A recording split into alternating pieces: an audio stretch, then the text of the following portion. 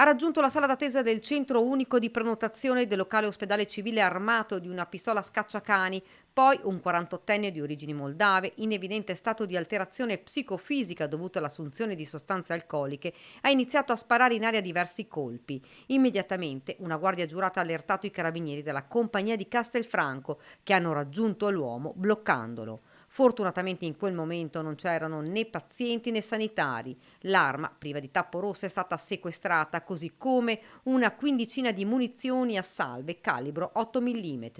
Le ipotesi di reato a carico del 48enne, ora al vaglio dell'autorità giudiziaria, sono porto di oggetti atti ad offendere e molestia o disturbo alle persone. Nel pomeriggio scorso a Treviso un trentenne italiano sottoposto ad un controllo da parte dei carabinieri è stato trovato in possesso senza giustificato motivo di una pistola a gas priva di tappo rosso riproducente un modello in uso alle forze di polizia. Anche in questo caso l'arma è stata sequestrata e l'uomo denunciato per porto d'armi e oggetti atti ad offendere.